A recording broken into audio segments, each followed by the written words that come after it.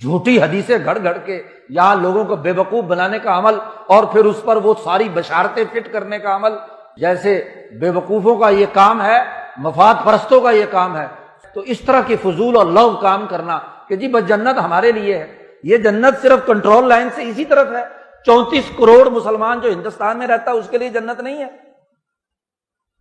جی، تمہارے سے تو زیادہ ہے تعداد میں، تم 22 کروڑ کے لیے جنت ہو، جو بد اخلاق بھی ہوں، جھوٹے بھی ہوں، وہاں سے لوگوں کو لے کر آئے کہ پاکستان کا مطلب کیا، لا الہ الا اللہ، اور یہاں 70 سال سے لا الہ الا اللہ کے خلاف نظام قائم کیا، ظلم کا نظام قائم کیا۔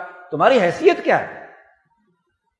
ظالم متکبر، دین کی توہین اور مذاق اڑانے والے، وہ کسی ہندوستان سے لڑنے کے قابل ہیں؟ کیا صلاحیت اور استعداد ہے تمہاری؟ اللہ اور اس کے رسول کی آیات کے خلاف تمہاری اسمبلیوں نے، تمہارے مارشل لاؤں کے زمانے میں آئینی اور قانونی دفعات موجود ہیں جو قرآن کی نصوص قطعیہ کے سرے سے خلاف ہے۔ طلاق کا قانون قرآن کے مقابلے پر ہے، وراثت کا قانون قرآن کے علی الرغم ہے، سود کی پورا کا پورا نظام قرآن کی تعلیمات سے علی الرغم ہے، پھر دعویٰ ہے کہ ہم غزوہ کریں گے۔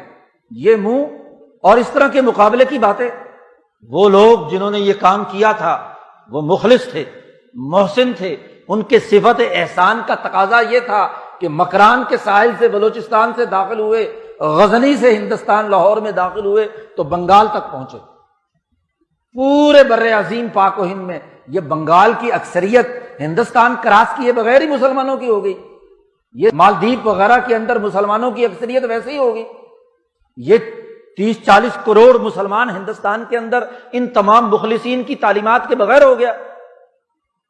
غضب خدا کا کہ لعنت جہاں پڑنی چاہیے وہ غزبے کے ٹھیکیدار بن رہے ہیں۔ بھائی دنیا کی کوئی جنگ لڑنی ہے تو اپنے مفادات کی جنگ لڑو، اپنے مفادات کے لیے کوئی کردار ادا کرنا ہے تو اس کے لیے کسی کو بھیڑ چڑھاؤ۔ پہلے مذہب کے نام پر افغانستان لڑایا، وہاں کون سے غزبے کا حکم دیا گیا تھا؟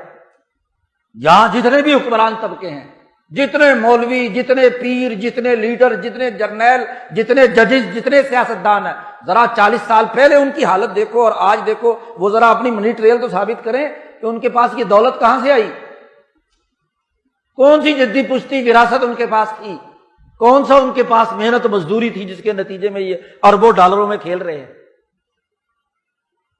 احتساب کے نام پر تماشا لگا رکھا ہے۔ احتساب اسے کہتے ہیں، احتساب تو بے لاگ ہوتا ہے، یہاں اوپر سے لے کر نیچے تک ہر پارٹی، مذہبی ہو یا غیر مذہبی، ججز ہوں، جرنیل ہوں، یہ صحافی جو 25-25 لاکھ کے ایک گھنٹے کی تنخواہیں وصول کرتے ہیں، ذرا ان کی منی ٹریل بھی تو تلاش کرو۔ سینکڑوں پر چلنے والے آج کروڑوں اور اربوں میں کھیل رہے ہیں، یہ کہاں سے آیا؟ کون سے قانون اور ضابطے کے تحت آیا؟ تمام فقہاء نے لکھا ہے کہ کسی محنت کا وہ معاوضہ، کسی کاروبار کا وہ نفع جو غبن فاحش ہو وہ ناجائز اور حرام ہے، محنت کے بقدر ہوتا ہے۔ وہی صحافی بیچارہ جو ساری جگہ سے رپورٹیں اکٹھی کر کے لے کے آتا ہے، اس کو 20,000 تنخواہ، اور اینکر پرسن 25 لاکھ روپے وصول کر لیتا ہے۔ کس چیز کی؟ کس قانون کے تحت؟ دنیا کا کون سا قانون اور ضابطہ ہے کہ یہ طبقاتی محنت کا نظام بنایا جائے، محنت کش کے حقوق پر ڈاکہ ڈالا جائے اور سرمایہ پرستوں کے مفادات کے لیے کردار ادا کیا جائے؟ وہ پیر اور گدی نشین جو 2-4 پھونکے مارتا ہے، تعویذ گنڈے دیتا ہے اور اس کی بنیاد پر لاکھوں میں کھیلتا ہے، کس بنیاد پر؟ کیا محنت کی ہے اس نے؟ کیا انسانیت کے لیے خدمات